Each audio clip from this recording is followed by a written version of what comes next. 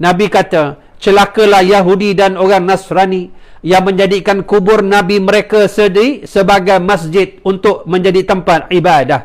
Nabi melarang, la tattakhidhu qabri wathanan yu'bad.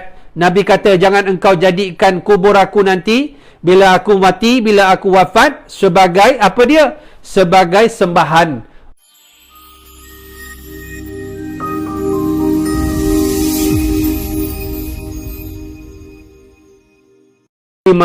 Rasulullah sallallahu alaihi wasallam panasnya semakin kuat, sakitnya semakin kuat. Lalu Nabi sallallahu alaihi wasallam menyuruh keluarganya mencari air dari beberapa perigi yang ada di Madinah supaya siramkan dia. Dimandikan Nabi, wasubbu alaihi alma, lalu dimandikan Nabi, disiramkan Nabi dengan 7 qirab. Bekas air itu, kulit tu yang dipanggil qirbah.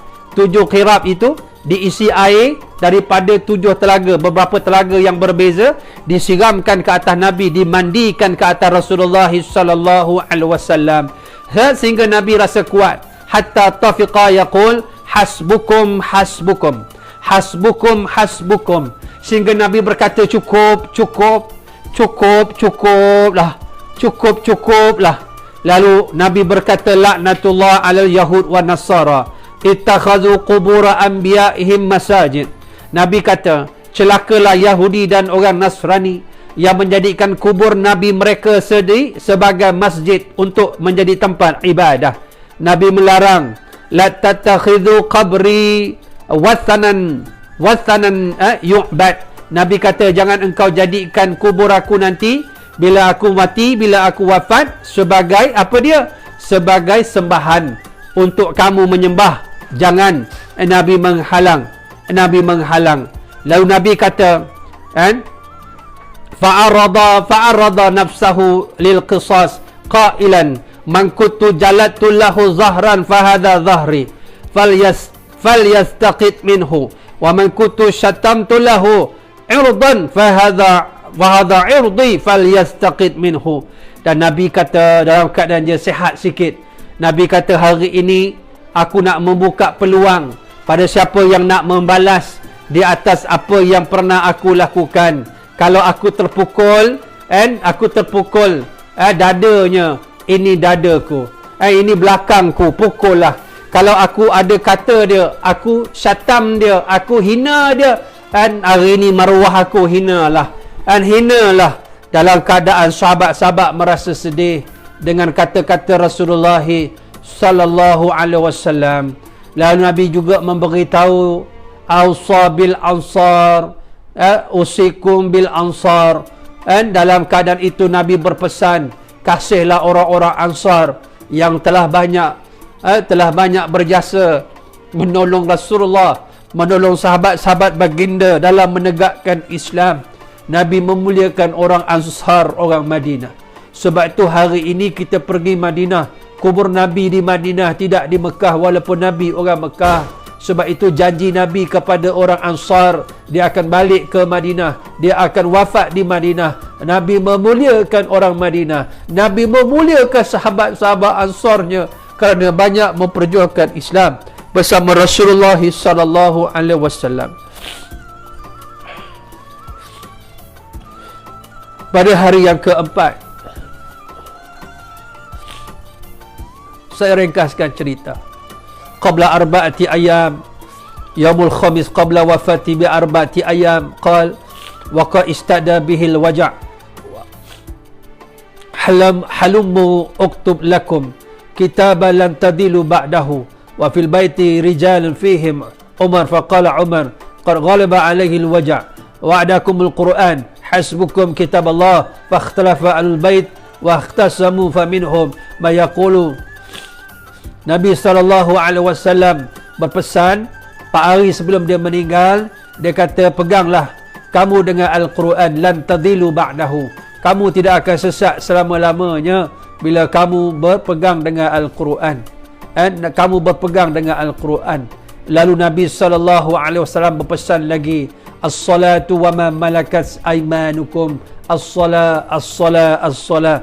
Nabi mengulang-ulang supaya membaca supaya apa? Supaya sahabat-sahabat apa dia? Menjaga solat.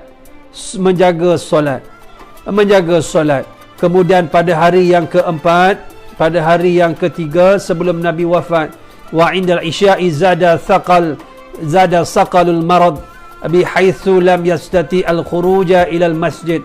Qala Aisyah radhiyallahu anha wa qala Nabi sallallahu alaihi wasallam as-sallan nas qulna la ya Rasulullah wa hum yantadhirunaka. Pada hari yang ketiga sebelum Rasulullah wafat, sakit Nabi semakin teruk. Lalu pada waktu Isyak, Nabi tak larat nak keluar. Nabi tanya kepada isterinya, as-sallan nas, adakah orang dah solat? Adakah sahabat-sahabat dah solat? Apa jawab Aisyah radhiyallahu anha? La ya Rasulullah wa hum yantazirunaka. Tidak wahai Rasulullah, mereka menanti engkau keluar. Lalu Nabi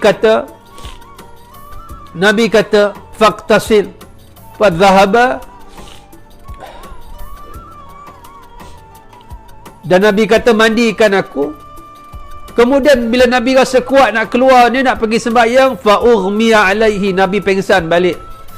Nabi bangun lagi, Nabi kata thumma afaqa faqal as-sallan nas. Nabi pengsan, Nabi bangun, Nabi tanya lagi, adakah orang dah solat?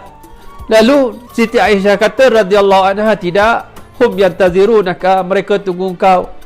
Solat Isyak pada hari itu berlaku di tengah malam. Sebab Nabi berulang-ulang kali Nabi keluar pengsan, akhirnya Nabi berpesan, Nabi kata apa? Nabi berpesan, fa'ursila ila Abi Bakrin ayusalliya bin nasi fasalla Abu Bakrin tilkal ayyam. Dan Rasulullah sallallahu alaihi wasallam berpesan pada sahabat, minta Abu Bakar pimpin solat Isyak. Dan sejak daripada itu Abu Bakar As-Siddiq dia menjadi imam sehinggalah Nabi wafat. Lebih kurang 17 kali waktu solat setelah daripada Nabi tak berdaya untuk menjadi imam dalam solat tersebut, Abu Bakar As-Siddiq menjadi imam kepada solat, memimpin sahabat-sahabat.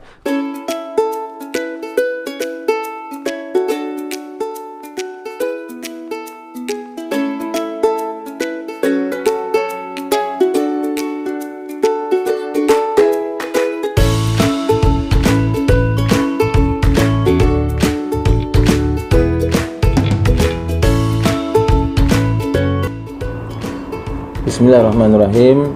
Terima kasih kepada seluruh penyumbang yang menaja minuman Tanwir Koko ini kepada madrasah kami. Mudah-mudahan tuan-tuan dan puan-puan dirahmati oleh Allah SWT.